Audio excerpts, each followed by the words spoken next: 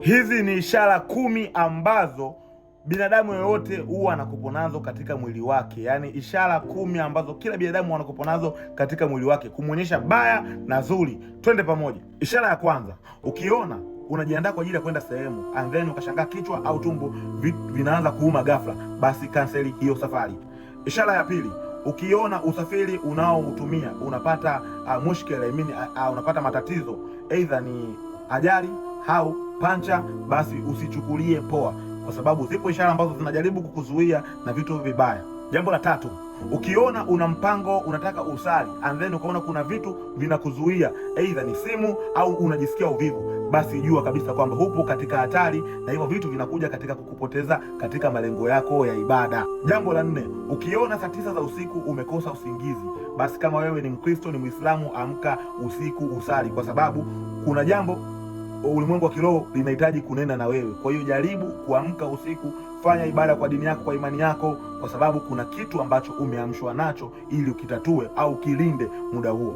Jambo la tano, ukiota ndoto yoyote ile mbaya au nzuri and then kesho ukaamka ukawa unaikumbuka ile ndoto inajirudia katika akili yako, basi jua kabisa hiyo ni ishara tosha. Kama ilikopo ni ndoto mbaya, basi kuwa makini muda wowote, saa yoyote, jambo baya litakutokea, kwa sababu sio kawaida ndoto kuota na kubaki katika ufahamu wako. Kwa hiyo ukiona umeota ndoto na kwenye ufahamu wako bado ile ndoto inajirudia, usichukulie poa, usidharau.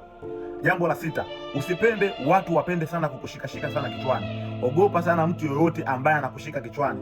Mtu anapenda kukushika kichwani, sio jambo la kawaida, sio jambo zuri. Muda wote, saa yote, kuna kitu unaweza ukakipoteza. Jambo la saba, ogopa kushikana mikono na watu. Yaani sio kila mtu utampatia mkono wako akahitaji kukusalimia kama unavyoamini wewe katika ulimwengu wa binadamu, ulimwengu wa nyama, kwamba ni salamu tu ya kawaida. Ogopa kugeana mikono na watu. Jambo la 8, ukiwa na mtoto mdogo sehemu alafu kashangaa ghafla tu akalia baada ya mtu kuingia, basi sehemu hiyo sio nzuri tena, au huyo mtu aliyoingia sio mtu wa kawaida. Hakikisha unaondoka eneo hilo haraka sana. Jambo la 9, ukiona kuna mtu yupo anakuangalia afu mjui lakini anakukazia sana macho, mwangalie alafu skani haraka na uondoke. Yaani sio sehemu ya kubaki. Ukiona kuna mtu yupo anakuangalia sana na umjui, hakujui, basi hakikisha hiyo eneo unaondoka haraka sana. Jambo la 10, ukiona upo mazingira aina yoyote unasisimka nywele au mwili, basi jua hiyo sehemu hiyo ni hatari na mwili wako umeshaliona hatari hiyo mapema sana.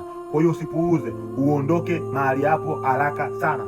Jambo la 11, ambalo hili ni jambo ambalo ni sensitive sana, huwa wengi hawajui. Ukiona ishara za macho yako, aidha ni jicho la kushoto au ni jicho la kulia la chini linakucheza, jua kabisa hivyo karibuni kuna kitu kibaya kinaenda kukutokea. Kwa hiyo mtu yoyote atakayekuja mbele yako usimchukulie poa, anaenda